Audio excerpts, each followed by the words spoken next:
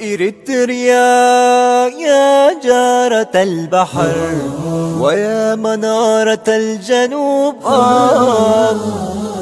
إريتريا يا درة البحر ويا منارة الجنوب.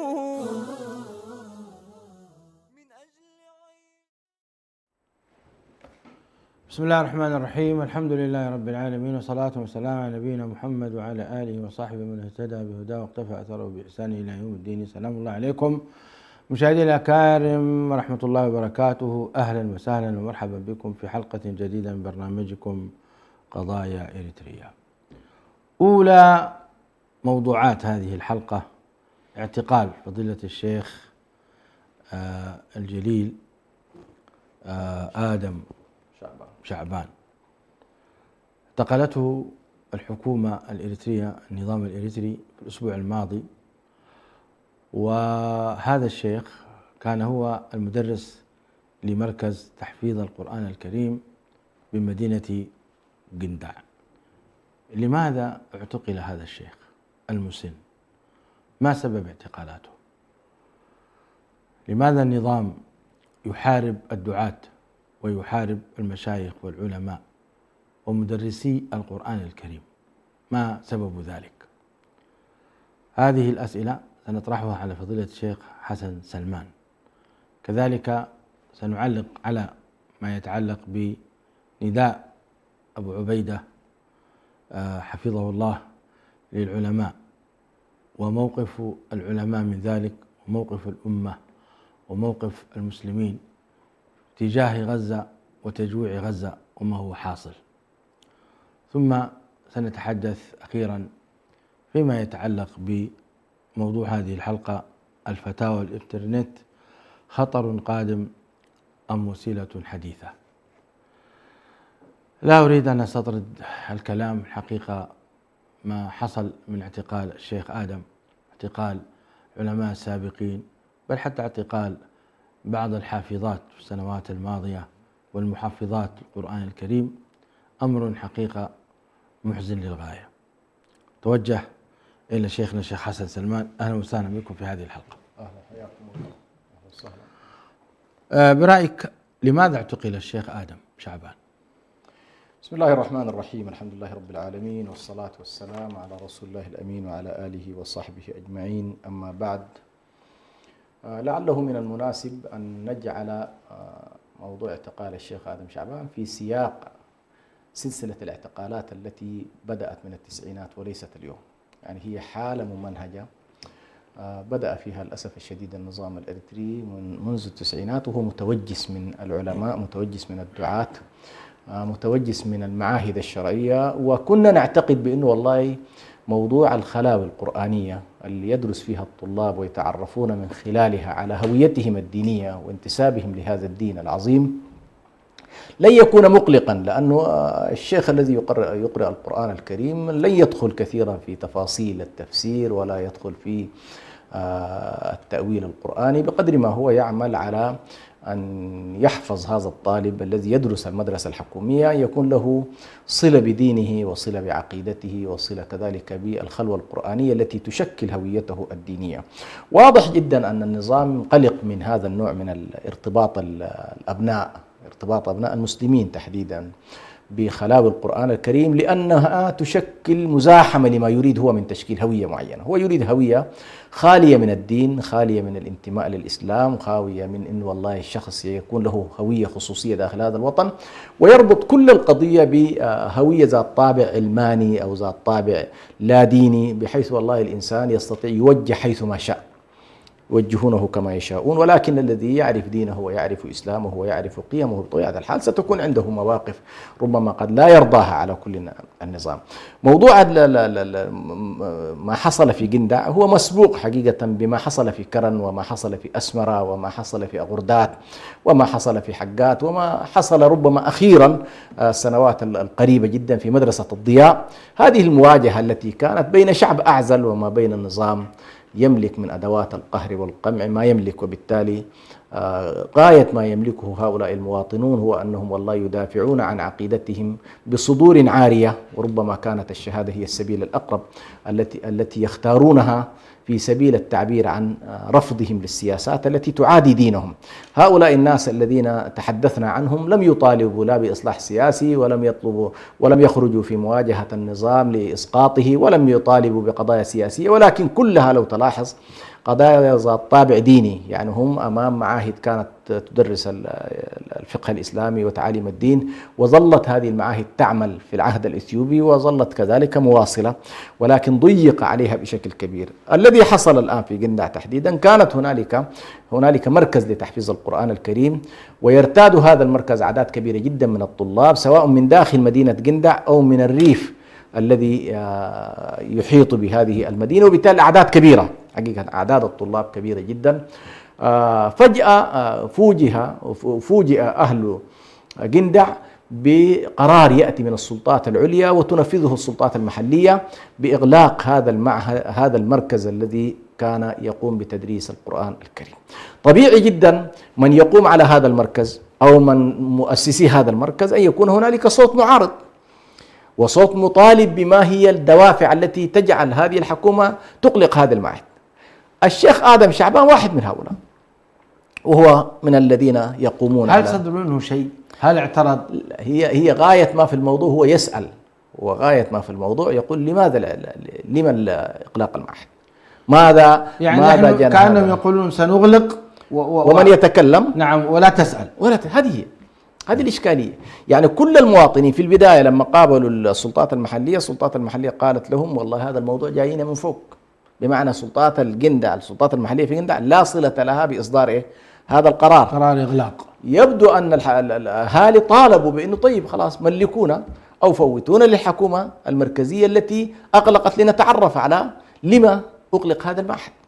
وخصوصا هذه من الأوقاف، أنت تعرف أن هذه أوقاف منذ أكثر من 50 سنة، يعني بذل فيها المسلمون أموالهم وخيرة ما عندهم في سبيل أن الله أبنائهم يتعلمون القرآن الكريم.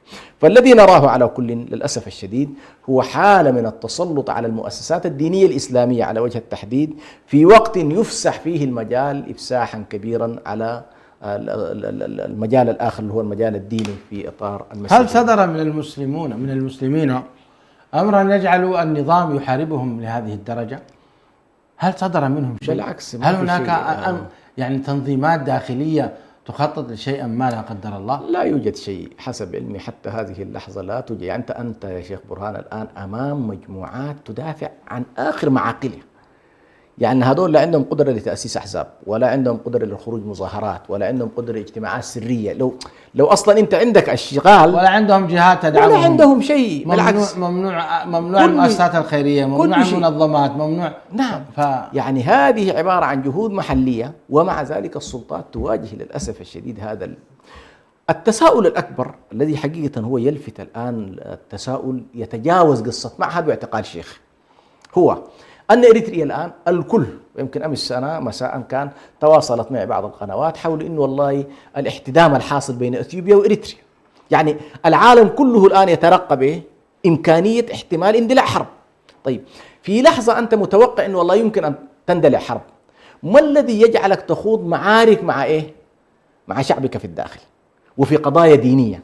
أنت دائما كان المعهود في السنين السابقة إنه والله كلما قامت هنالك حرب كان المسلمون يجدون متنفس فيها ويهتم بهم النظام، وعلى كل يزجهم في الحروب التي عرفناها طيلة هذه المرة. الشيء المحير، هل النظام بدأ يراهن على الخارج أكثر من رهانه على الداخل، كما هو المشروع الذي طرحه الرئيس في 24 مايو أو 25 مايو عندما تكلم عن قضية المكون السامي اللي هو الأمهرة والتجراي والتجرينيا؟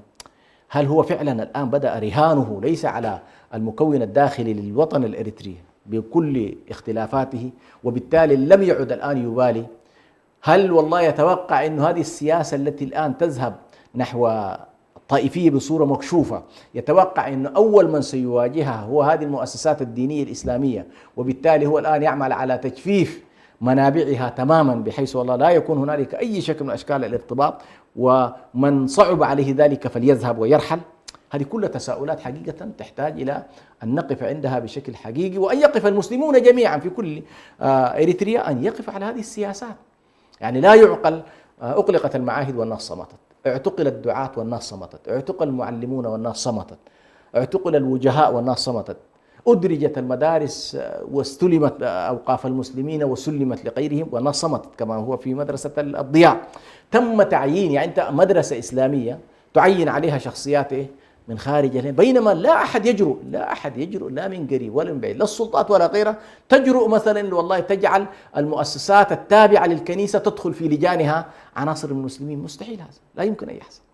فإذا هنالك مكون تم التجرؤ عليه، تم الاعتداء عليه، تم تجريده من كل أدوات القوة، ولم يعد يبالى به لا من قريب ولا من بعيد للأسف. ما هو الواجب إذا واجب المسلمين تجاه هذا الموضوع، خاصة اعتقال الشيخ شعبان وإغلاق مركز تحفيظ بقندع، وهذه في هذه الفترة بالذات جرأة غريبة من النظام فعلا، هو بحاجة، خاصة في كلمة إسياس أفورقي قبل أمس تقريبا، يعني ذكر حاجته الماسة إلى الشعب، حاجته الماسة إلى الشعب، وأن الشعب له دور كبير في تنمية البلد من في إصلاح الطرق، وكذلك في نقل البضائع وما إلى ذلك. سمعت كلمته من أولها إلى آخرها. كذلك تطرق الكلام عن الإمارات وما تقوم به من عدة أمور في عدة مواقع، من تنزيل لكثير من المواد في أثيوبيا وتشاد وغيرها. هذا ما صرح به في كلمته، وتحدث كثيرا عن هذا الموضوع، خاصة فيما يتعلق بحاجته الماسة إلى الشعب. فكيف الآن هو يخسر الشعب المسلم بهذا التصرف؟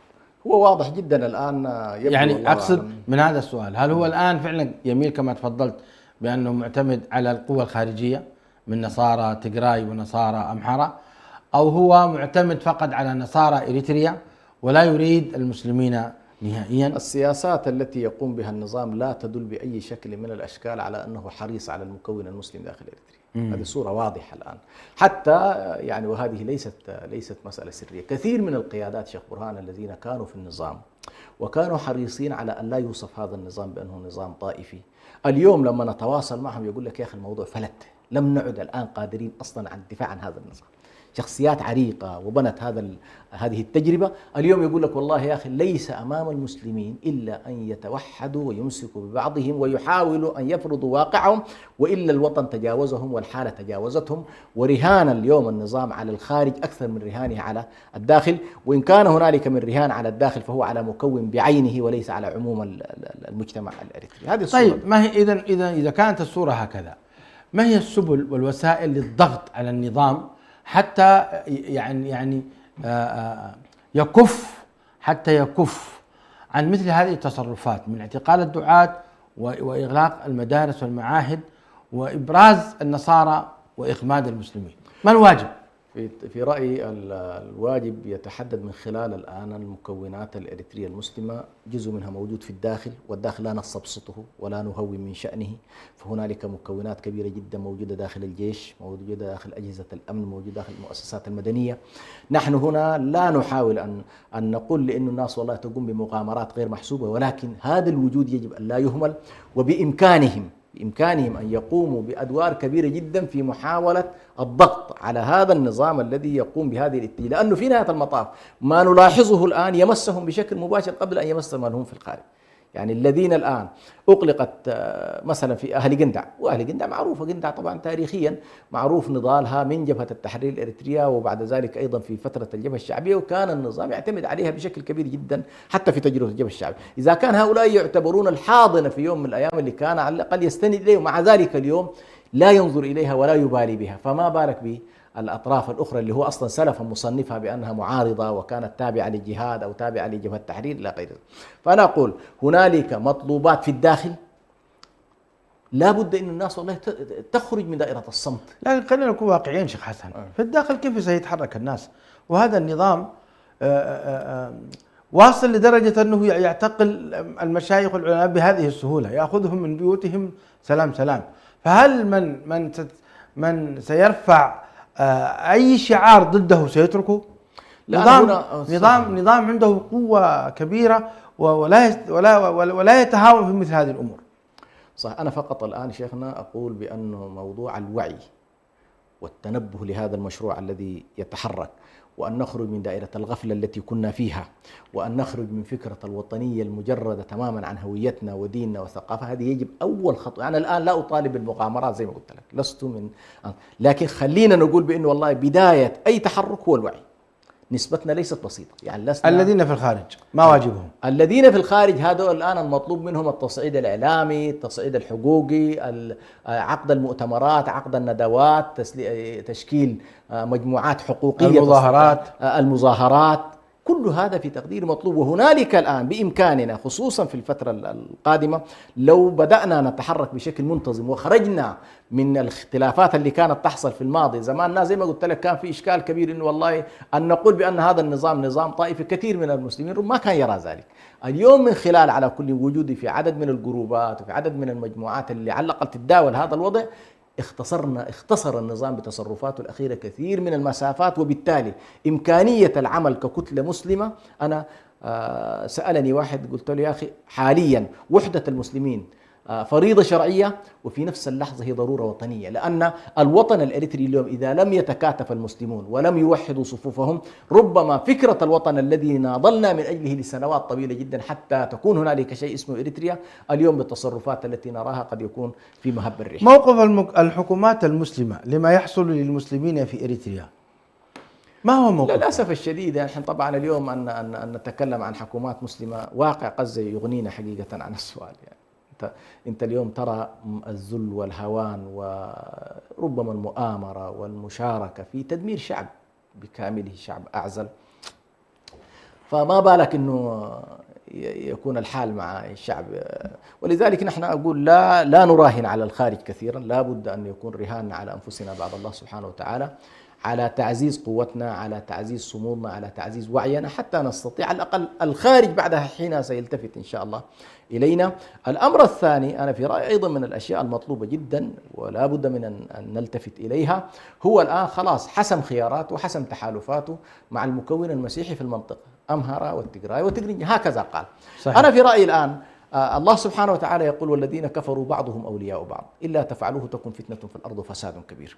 المكونات المسلمة في القرن الأفريقي ليست بسيطة، مكون الأورومو، المكون العفري، المكون الصومالي، حتى إخواننا الأمهرة ليسوا أيضا المسلمين فيهم لا يقلون عن 25 إلى 30% كمكونات مسلمة. في رأيي إذا لم نحاول أن نتوسع في تحالفاتنا كذلك والوصول مع هذه الأطراف إلى رؤية مشتركة حول تحقيق السلام في هذه المنطقة، فإن القوى الطائفية للأسف الشديد ستجر المنطقة إلى حروب لا يمكن أن تنتهي بأي شكل من الأشكال. وكل مرة يأتون بلافتة من اللافتات وهي في حقيقتها لافتات طائفية تحاول أن تحرق الأخضر واليابس في هذه. لماذا ركز الرئيس إيساياس أفورقي في كلمته عن الإمارات كثيرا؟ يعني أكثر من 20 دقيقة هو يتحدث عن هذا الموضوع.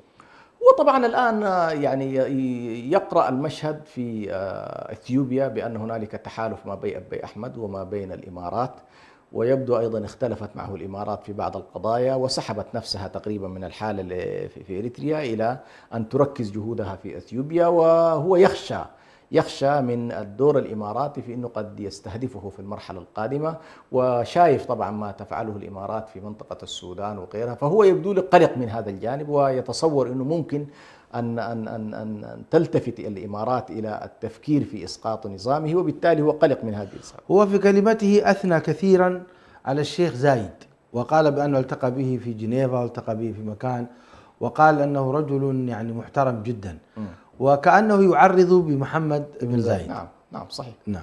طيب هو على كل هذه الإشكالية الموجودة، وهو منذ فترة، منذ أن انحاز إلى القوات المسلحة السودانية هو واضح جدا خلاص وضع نفسه في على المحور الدولي، وضع نفسه مع الصين وروسيا، وعلى المحور المحلي الإقليمي. تكلم أيضا عن أوضاع أثيوبيا والأطماع الموجودة، وتكلم أيضا عن أوضاع السودان والخلافات الموجودة فيما بينهم، وقال في ظل هذه الظروف لن تقف أريتريا أو لن يقف النظام الإريتري متفرج هكذا، لن يقف مكتوف الأيدي ومتفرج، يعني قريبا من هذه العبارة. نعم. ماذا يقصد؟ هو طبعا شيخنا يعني الرجل تعود تماما ألا يلتزم بحدوده الجغرافية، هذه خلاص الناس عرفت تماما بأن إريتريا حيثما اصطفت فهي تصطف إلى النهايات، يعني ما عندها نص نص. اصطفت مع أبي أحمد في مواجهة التجراي، رأينا كيف أنه، ودي بشهادة مش نحن اللي قاعد نقوله، باعتراف النظام نفسه بأن الجيش الإريتري دخل إلى قلب التجراي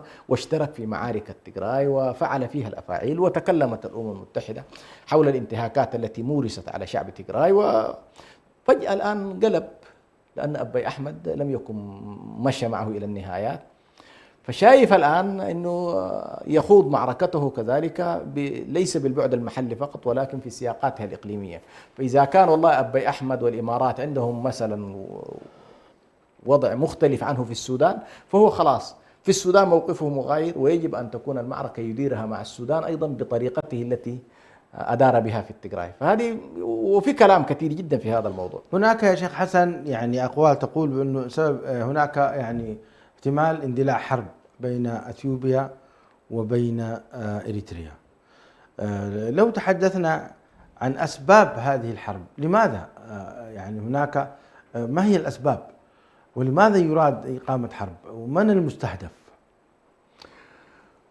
أنا هذه قناعتي على كل من منذ 2018 وكتبت فيها مقالة طويلة جدا، وقلت أن إسياس أفورقي رهانه الاستراتيجي مع الأمهرة ومحاولة استعادة هيمنة الأمهرة على المشهد في أثيوبيا كله، وهو لا يرى القوميات الأخرى ولا يرى أن يكون لها حضور، وهو يخشى الآن من قومية ضخمة جدا وكبيرة وهي قومية الأورومو قادمة إلى أثيوبيا بقوة، وهذه القومية فيها طبعا المكون المسلم له حضور وفاعلية كبيرة. فهو قلق على كل من أنه هذا المكون المسلم يكون بعد كده بيصنع يا شيخ برهان في ظل هذه الحالة التي أوجد هو الآن، شخصها بأنه اعتبر الآن في كوشيين، وطبعا ما يريد يقول مسيحية وإسلام لكن سماهم الكوشيين، الأوروما اعتبرهم كوشيين، واعتبر المجموعات ذات الطابع هذا اللفظ أول مرة احنا نسمع به أصلا. أي نعم، غير مشهور. صحيح. كوشيين يجيب أشياء مخفية. لماذا؟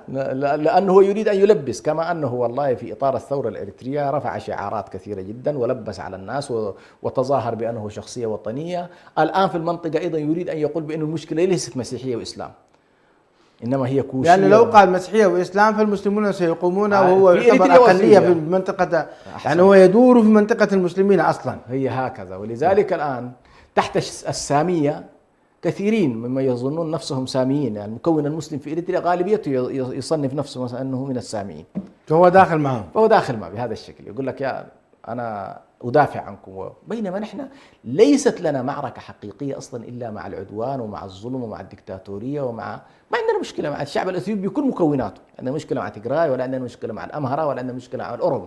هذه دولة لها شعبها ولها طريقتها ولها نظامها السياسي يحدد الشكل الذي يرون. يعني يفترض أن نكون نحن، أنا في رأيي يعني بدل أن يتكلم هو عن السودان يقول أعددنا ورقة عن السودان وأعددنا ورقة عن كذا طيب أعد ورقة عن إريتريا. يعني لا يعقل مقابلة كاملة ومطولة وحلقتين والداخل الإريتري لا يتناوله. لا وكلام أيضا غريب، يعني هو يتكلم عن إذا أردنا أن يعني نطور البلد اقتصاديا فعلينا أولا أن نصلح الطرق، والطرق لا يمكن إصلاحها إلا عبر طيب الطرق، يعني هل يعجز أو تعجز دولة عن إصلاحات الطرق بجلب الشركات العالمية الكبرى؟ 30 سنة ما لم تستطع أنت أن تصلح الطرق. 30 سنة. هذه الإشكالية الكبيرة يا شيخنا، لأنه هو لا يلامس المشكلة الرئيسية. أنا شخصيا مقتنع تماما بأن الرجل يرى نفسه أن هذا الشعب الذي تحته ليس شعبه. هذه الإشكالية، ولا ينتمي إليه، لا يشعر بآلامه، لا يشعر بتطلعاته، لا ما يشعر بهذا الشيء. ولذلك دائما الكرة يرميها نحو الجنوب. هو دائما يفكر بمنطقته، يفكر بإثيوبيا أكثر من تفكيره بإريتريا، يفكر بالسودان أكثر من تفكيره إيش هذا يعني لم تتطرق كلمته عن مشكلة الماء، نعم، ولا مشكلة الكهرباء، نعم، ولا مشكلة المهاجرين واللاجئين يا شباب، ولا مشكلة الناس اللي قاعد تموت في البحار، ولا الناس اللي والله نصف الشعب الإريتري خارج البلد. ما فكر في هذه القضية. فأنت أمام إشكالية فعلا كبيرة جدا. ما الذي يريده فعل هذا الرجل من أريتريا؟ هل يريد إفراغ شعبها وعنده شعب آخر يريد أن يتمدد في هذه المنطقة؟ هذا السؤال. نعم.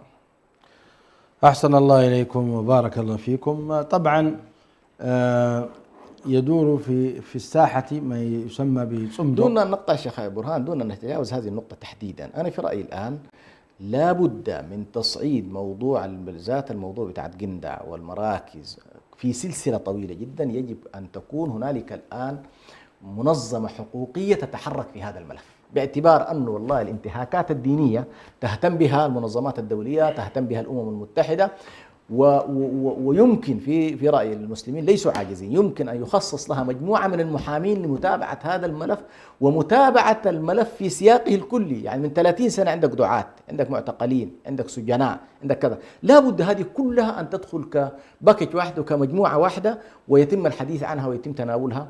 وإن شاء الله حسب ما عرفت على كل هنالك الآن تحركات في أكثر من دولة، تشكيل لجان بحيث تبدأ الناس في المظاهرات وتبدأ الناس في تصعيد الحالة، بحيث والله هذا النظام يدرك بأنه والله الساحة ليست مغلقة على الناس، بل بالعكس الناس إن شاء الله ستجد كثير من الساحات التي تتجاوب مع مطالبنا ومع طروحاتنا. حقيقة على كل حال يعني الزخم الإعلامي تجاه هذه القضية، قضية قندع، إغلاق مدارس مركز تحفيظ قندع والاعتقال الشيخ آدم، لا يزال ضعيف. الزخم الإعلامي ضعيف نعم جدا، صحيح. وليس بمستوى ما يمر به المسلمون حقيقة في الخارج. نعم. يعني نحن لا نستطيع أن نلوم المسلمون في الداخل معروف وضعهم، المسلمين في الداخل، لكن المسلمين في الخارج هم الذين حقيقة عليهم واجب كبير، وهذا الواجب نراه حقيقة ضعيف جدا. فهنا الإشكال حقيقة، يعني أولا يعني تحريض وحض المسلمين على الدفاع عن حقوقهم، أبسط الحقوق من مدارسهم وشيوخهم، من الأشياء المهمات. نعم. مهمة جدا. احنا نشكر حقيقة رابطة علماء إريتريا على البيان الذي نعم. قدمته. نعم. نعم، لعله يكون حقيقة. أنا كنت أريد أن أسألك أين تفاعل الجهات الأخرى أو المسلمين مع البيان، كيف تراه؟ هذا سؤال. لا يعني صراحة هذه المرة التفاعل في تقديري من حيث على الأقل التفاعل البيني حتى هذه اللحظة، يعني تفاعل الناس مع بيان الرابطة، تفاعلهم كذلك مع بيان الذي خرج بشأن موضوع تملك الكنيسة اللي أخرجته بعض التنظيمات، أعتقد أنه لأول مرة يحصل نوع من حالة إجماع إنه والله البلد في خطر، وإنه هذا النظام الذي ظل يخدع الناس لسنوات طويلة جدا كشر عن أنيابه، والآن خلاص يعني زي ما تقول هو في ختام مشروعه. والوطن الأريتري كوطن ربما يكون في مهب الريح بالسياسات التي يسلكها النظام، لأنه لم يعد يبالي على الأقل بأكثر من نصف المجتمع. هذا المجتمع لم يعد يراه ولا يبالي به ولا يبالي بمطالبه، وبالتالي هو ماضي في هذا. فعلى كل ما رأيناه خلال الفترة الماضية ممتاز جدا، لكن كيف نطور الآن التفاعل الداخلي إلى انعكاس في الحالة العامة، يعني بحيث والله القنوات تتكلم بهذا الموضوع، المنظمات الأممية تتكلم بهذا الموضوع، تكون في مظاهرات تعكس على الأقل هذه الصورة. فكيف ننقل هذا الوعي وهذا التحرك وهذا الإجماع الذي حصل في داخل المكونات الإريترية إلى أن ننقله إن شاء الله إلى الخارج. طيب، إذا بقي معنا 3 دقائق إلى 4 دقائق. شيخنا سلمان، نريد أن نعلق على كلمة المجاهد أبو عبيدة حفظه الله ورعاه في عتبه على العلماء وعلى حكام المسلمين وعلى المسلمين في وضع أهل غزة. نشاهد أهل غزة يموتون جوعا ويموتون أيضا ب يعني إجرام الكيان الصهيوني تجاههم، ولكن كانت كلمة أبو عبيدة مؤلمة جدا. غير أن يعني نريد أن نسمع رأيكم وتعليقكم، كيف كان تفاعل المسلمين مع هذه الكلمة؟ أول خلينا نؤكد على مسألة مهمة جدا. عموم الأمة فيما تستطيع، عموم الأمة سواء في علمائها، في إعلاميها، في نخبها الفكرية، في شبابها، صحيح لا نستطيع أن نقول بأن والله المستوى الذي نسبة التفاعل ليست بتلك الصورة، لكن حاولت الشعوب على كل في مساحات ما تستطيع أن تبذل قدر المستطاع من خلال وقوفها بالبيانات، من خلال وقوفها في المظاهرات، من خلال كذلك بيانات العلماء ومناشداتهم للحكام. لكن نقطة الضعف الأساسية في تقديري التي للأسف الشديد هي نعتبرها قاصمة الظهر لما يجري في غزة هو الموقف السلبي للحكومات، موقف سلبي تام. يعني تصور جامعة الدول العربية يجري كل هذه المذابح تحت منطقة تفترض أن تكون الجامعة حاضرة فيها وهي صامتة ولا تبالي. منظمة أو التعاون الإسلامي اللي يفترض أيضا تعبر عن جميع الشعوب الإسلامية حتى هذه اللحظة لم تخطو خطوات حقيقية، وكأن والله هذا الشعب لا يهمهم ولا ينتمي إلى هذه المنطقة ولا ينتمي إلى هذه الهوية الإسلامية. فهذه الإشكالية في تقديري. فخطاب أبو عبيدة بالرغم من أنه يعني كان دائما يناشد الناس منذ بداية الطوفان، ولكن يبدو الخطاب كان في هذه المرة بطعم خاص، لأنه ليس طعم القتل بالطيران ولا طعم القتل، لكنه طعم القتل بالجوع. فكثير مما رأيناه وما يحكى لنا، تصور أن الناس ما في صفوف الطعام وهم يموتون على الصفوف نفسها، يعني أنت تموت قبل أن تصل إلى أن تستلم الطعام. فيبدو ما أراده المجاهد أبو عبيدة أنه الله يقول للناس أنه لا بد أن يكون هنالك موقف للعلماء وموقف للحكومات، ولكن في تقديري بصورة واضحة هنالك الآن أكثر من يعني خلينا نقول بلدين بشكل مباشر عليهم مسؤولية مباشرة، جمهورية مصر عليها مسؤولية مباشرة، الأردن عليها مسؤولية مباشرة، الحكومة الفلسطينية نفسها عليها أيضا مسؤولية مباشرة، في هذا شعبها وهذا مجتمعها. فأنا أقول بالنسبة للحالة يعني تتطلب أن نخرج من المعهود الذي تعودناه خلال فترات. أمس كنت أقول لبعض الإخوة نحن نطالب الشعب الفلسطيني بالصمود وأن لا يستسلم، أليس كذلك؟ كل الكلام الآن طيب، لماذا طيب لا يكون هنالك صمودا مصريا؟ ليش ما نسمع إنه والله 1000 من المتظاهرين وصلوا إلى المعبر وتم اعتقالهم وسجنوا؟ وين المشكلة؟ ليش ما نسمع إنه والله المظاهرات تكاد تسقط عدد من أنظمة صحيح الجوار؟ كنت أريد أن أسألك بيان الأزهر الشريف، رئيس الأزهر الشريف الشيخ أحمد، نعم، ما الذي جاء فيه ولماذا حذف؟ هو أول موضوع الشيخ الأزهر سلطته الدينية وسلطته الروحية كبيرة حقيقة يعني، وفي تقديري يمكن أن يقوم بأدوار أكبر من أدوار أنه يطلع بيانه، وهذا يمكن بعض مشايخنا أيضا أشار إلى ذلك. يعني لو أنه بدل أن يخرج بيان ذهب وأخذ ما معه من شيوخ الأزهر وقال أنا متجه إلى المعبر وعلى الشعب المصري أن يتبعني. المعبر تحت سيادة مصرية، يفترض أصلا ما يكون والله الشعب الفلسطيني يجوع. ونحن الآن أمامنا الفتوى التي صدرت من الشيخ فضل مراد، اعتقد فتوى خطيرة جدا، وهو يعتبر بأن من يساهم بشكل مباشر أو بشكل غير مباشر في حصار أهل غزة فإن ذلك مشارك في جريمة جنائية، وبالتالي عليه القتل وعليه الدية. فأشار إلى قضايا مهمة جدا في الناحية الفقهية، في أنه ما يجري الآن لا يتصور الناس بأنه يعفيهم بأنه والله مكرهين. قال في هذه الحالة ما في حاجة اسمها أن تشارك في قتل شخص وتقول أنا مكره، لست مكره. فالشاهد شيخ الأزهر جزاه الله خير طلع بيان يناشد فيه العالم بأنه لا بد أن نفك الحصار عن الشعب الفلسطيني، بس ما قال أكثر من ذلك. ناشد الناس بأن والله هذه الجرائم التي ترتكب العالم كله سيكون مسؤولا عنها، وعلى الضمير العالمي والأحرار العالم أن يتكاتفوا في سبيل إنقاذ هذا الشعب الذي يقتل في صباح مساء. طبعا حصل حذف لهذه التغريدة. لماذا وممن؟ طبعا الأجهزة الأمنية معروفة، الأجهزة الأمنية، وإن كان المؤسسة حاولت أن تقول بأنه والله كان في بعض الترتيبات، ولكن واضح جدا أن النظام المصري لا يحتمل الآن أي نقد، وخاصة من المؤسسة الدينية.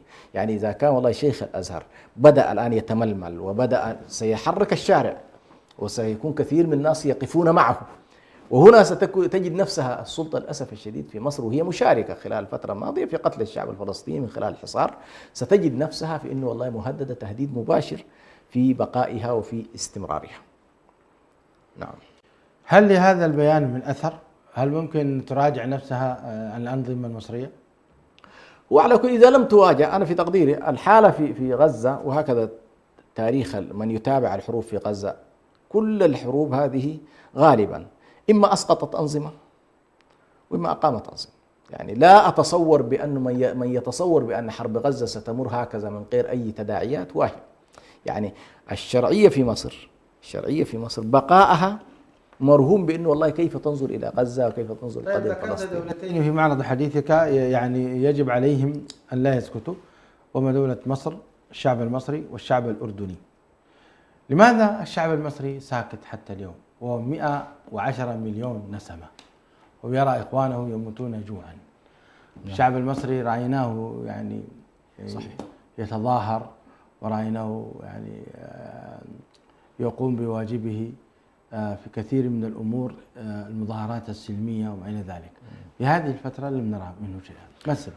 هو أول حصل تجريف لمدة أكثر من 10 سنوات، تجريف كامل للحياة السياسية والحياة الحزبية والحريات. ولك أن تتصور في مصر التي كانت في السابق تتظاهر بالملايين لصالح غزة، صدرت عديد من القوانين التي تجرم مجرد أنه والله نفرين ثلاثة يجتمعوا للتظاهر، صار التظاهر في ذاته جريمة، وممكن يطالك بناء على انك انت وقفت للتظاهر، معناها سنوات من السجن، وعليها قانون وعندها تجريم.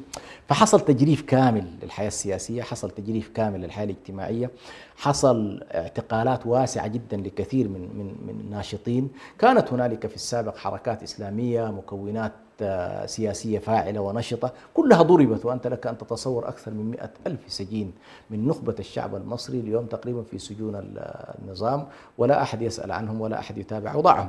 فأنت أمام مجتمع على الأقل حصل فيه الكثير من التجريف. لكن لا زلت أقول بأن الذي نطالب فيه نحن، إذا كنا نطالب الشعب الفلسطيني بالصمود والثبات والاستشهاد، وفيه نساء وفيه أطفال وفيه عجزة وفيه هذا الموت الذي نراه، فليس بأقل من أن والله بقية الشعوب أن تشاركهم على الأقل في السجون. أنا أقول خلاص موتوا، لا، شاركون في السجون. دع يقول بأن والله الشعب المصري قدم في سبيل فتح معبر رفح آلاف من السجناء، في إشكال. الشعب الأردني بنفس الطريقة، والضغوط تأتي بثمارها. يعني خلال اليومين الماضيين مثلا لما حصلت كثير من الضجات الإعلامية والتحركات، الحكومة الأردنية اضطرت إنه والله تمرر بعض الطعام وبعض إلى يعني في قدرة، يعني الشاهد في قدرة أنك أنت تمرر، وبإمكانك أن تفعل، وبإمكانك أيضا أن تقول للذين أنت تخشى منهم الولايات المتحدة. هو كل الخوف من وين الآن؟ الخوف من أن أمريكا لا تقبل من حلفائها إلا الاصطفاف بهذا الشكل.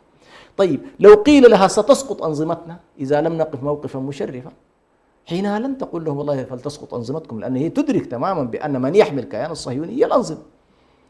وإلا لو سقطت هذه الأنظمة اليوم لرأيت الشعوب الإسلامية ابتلعت النظام، ابتلعت الكيان الصهيوني ابتلاعا، وما كان تحتاج أصلا إلى. فالنظام الكيان الصهيوني محمي بأنظمة، هذه الأنظمة محمية كذلك للأسف الشديد بالقوى الدولية التي ترعاها وتبقي على وجودها من خلال الدعم، من خلال التمويل، من خلال الإبقاء على شرعيتها. كلمة أخيرة لأبي عبيدة، بماذا توصي وبماذا توصي المجاهدين في ظل هذه الظروف؟ بماذا توصي الشعب الغزاوي الذي يجوع ويموت جوعا من أجل دينه ومن أجل مقدساته؟ وهل هناك ربط بين ما حصل لرسول الله صلى الله عليه وسلم من السجن في حصار شعب أبي طالب وتجويعه وقومه صلى الله عليه وسلم 3 سنوات؟ وهل هناك أيضا ربط بين غزوة الأحزاب وما حصل من الضغط على رسول الله صلى الله عليه وسلم والمؤمنين بما هو حاصل اليوم؟ وكذلك أيضا الإشارة أن الأمة مريضة بالوهن الذي هو حب الدنيا وكراهية الموت، حكومة وشعبا هم مرضى. حتى العلماء أيضا قد يكون أصابهم شيء من هذا إلا من رحم الله، وقليل ما هم. هل هناك من رسالة يعني تضم هذه التوصيات لأبي عبيدة، وأيضا وصية منكم كذلك لأبي عبيدة والمجاهدين إذا حمي الوطيس في داخل المعارك مع إسرائيل تكون السماوات السبع مفتوحة والدعاء مستجاب، فيدعو لهذه الأمة أن يعافيها الله سبحانه وتعالى من الوهن، ينزع منها هذا الوهن ويلقي في قلبها حب الآخرة وحب الاستشهاد. في دقيقة واحدة أتمنى أن تشمل كلمتكم هذه. أولا أنا حقيقة ليس مثلي من يمكن أن يقدم نصحا لأمثال هؤلاء الذين في الميدان، فهؤلاء يعني تجردوا لله سبحانه وتعالى ويعيشون صباح مساء مع كتاب الله وقريبين من الله سبحانه وتعالى، وضربوا أروع الأمثلة حقيقة. يعني اليوم الشعب الفلسطيني صرنا نستشهد به على أن ماذا يفعل المليار إذا كان هؤلاء 2 مليون فقط استطاعوا أن يصمدوا طيلة هذه الفترة. فاليوم علموا الناس حقيقة، إخوانا في فلسطين علموا ماذا يعني الصمود، ماذا تعني الثبات، ماذا يعني الجهاد، ماذا يعني القرب من الله سبحانه وتعالى، ماذا يعني أن تبيع نفسك ومالك وأسرتك وأطفالكم وكل شيء. يعني ماذا تعني هذه المسألة؟ سبحان الله صاروا اليوم بفضل الله سبحانه أعطوا فيها النماذج الكبرى. هذه واحد. النقطة الثانية، من حقهم علينا أن نعتذر لهم، نعتذر عن تقصيرنا، عن خذلاننا، عن خورنا، عن عجزنا، عن ضعفنا، عن كل. وقديما كان أحمد مطر يقول: يا قدس يا سيدتي معذرة فليس لي يدان، وليس لي أسلحة وليس لي ميدان، كل الذي أملكه لسان، والعمر يا سيدتي سعر كلمة واحدة وليس لي عمران. فالشاهد الآن أن الحالة وصلت فعلا إلى أن الشعوب كبلت للأسف الشديد رغم استعدادها ورغم قدرتها أنها تقدم. يعني تصور الناس تجمع ما يمكن جمعه ثم لا تستطيع أن تدخله إلى إخوانه وهم يموتون، ونرى الأطفال يموتون، ومع ذلك للأسف الشديد أمام هذا الهنا فلهم على كل منا الاعتذار ثم الاعتذار ثم الاعتذار لما حصل من هذه الفترة. وكما تفضلت كل ذلك للوهن الذي أصاب هذه الأمة، كما قال النبي صلى الله عليه وسلم: تتداعى عليكم الأمم كما تداعى الأكلة إلى قصعتها. قالوا: أمن قلة نحن يومئذ يا رسول الله؟ قال: بل أنتم يومئذ كثير ولكنكم قثاء كقثاء السيل. فهذه القثائية سبحان الله تعبر عن فقدان الوزن من جهة وفقدان البوصلة والاتجاه من جهة أخرى. فهذه الحالة إن شاء الله بمثل جهاد هؤلاء المجاهدين وثباتهم وصبرهم وصمودهم ستحيا الأمة بإذن الله سبحانه وتعالى.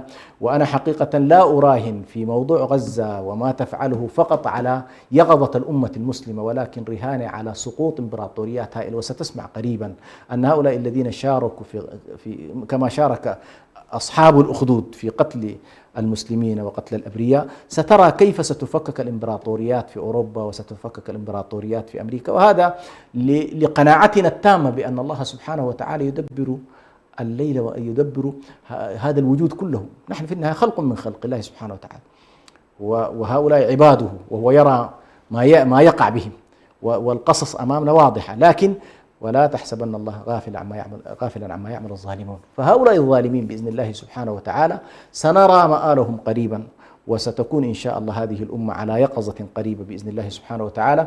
وكل الأنظمة التي تواطأت مع هذه الحالة، تواطأت مع هذا العدوان وتصورت بأن بقاء أنظمتها وبقاء أمنها وسلامة شعوبها هو في أن تقف مع الكيان الصهيوني على عدوانه، فإن هؤلاء قد اشتروا والعياذ بالله اشتروا عذابا قريبا، واشتروا ملكا زائلا، واشتروا أمرا منقطعا. ولا أتصور بأن والله هؤلاء سيكون لهم مستقبل، لأن الله سبحانه وتعالى هكذا تقول سننه في هذا الكون. فالنصر قريب إن شاء الله، والفتح بإذن الله سبحانه وتعالى قريب، ويحدث الله سبحانه وتعالى أمره في عباده. شكرا فضيلة الشيخ حسن سلمان. مشاهدينا الكرام، كنا في حديث ماطع حول قضايا إريتريا، وتطرقنا لاعتقال النظام الإريتري مع الأسف لفضيلة الشيخ آدم شعبان، وكذلك أيضا تطرقنا إلى ما يتعلق بالأحداث الراهنة وجهود النظام في ضبط نفسه مع النصارى، وتعرضنا أيضا لكلمة أبو عبيدة للمسلمين. نسأل الله تعالى أن تكون هذه الحلقة مفيدة ونافعة للإسلام والمسلمين، كما أسأله سبحانه وتعالى أن يوقظ المسلمين وأن يوقظ الشعوب لنصرة هذا الدين، وأن يقدموا أرواحهم رخيصة في سبيل الله، وأن يقوموا بواجبهم تجاه إخواننا في غزة وفلسطين. والله يحفظكم ويرعاكم،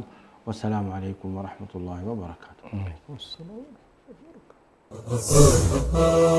إريتريا يا جار منارة البحر ويا منارة الجنوب إريتريا يا درة البحر.